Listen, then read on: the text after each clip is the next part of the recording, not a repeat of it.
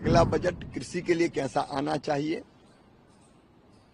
ग्रामीण विकास के लिए कैसा आना चाहिए, रिसर्च में, कृषि के क्षेत्र में, अनुसंधान के क्षेत्र में और क्या क्या होना चाहिए, इस पर व्यापक चर्चा की थी।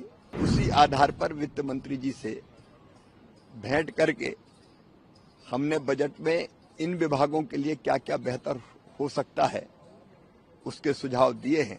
मनरेगा जैसी योजना के बारे में हम लोगों ने मजदूर से लेके और काम करने वाले बाकी सब लोगों तक से चर्चा की थी, तो उन सुझाव को हमने माननीय वित्त मंत्री जी को दिया है। प्रोसेसिंग के काम में लगे रहने वाले लोगों के साथ, स्टेक होल्डर्स के साथ इस बार हमने व्यापक विचार विमर्श किया और अगला बजट कृषि के लिए कैसा आना चाहिए, ग्रामीण विकास के लिए कैसा आना चाहिए,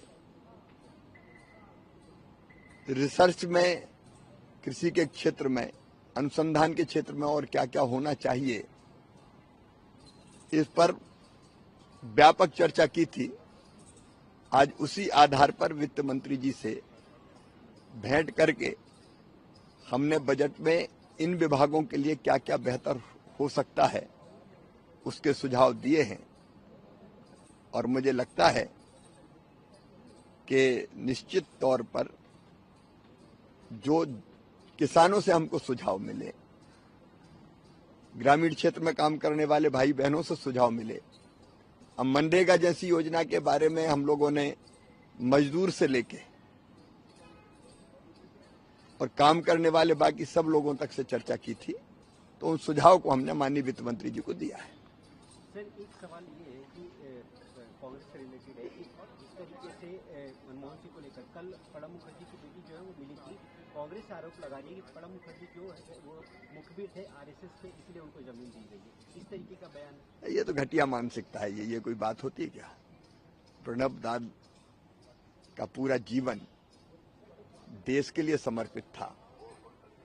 उन्होंने कांग्रेस के माध्यम से भी देश की सेवा की, राष्ट्रपति के रूप में जो उत्कृष्ट काम किया है उन्होंने, पूरा देश जानता है।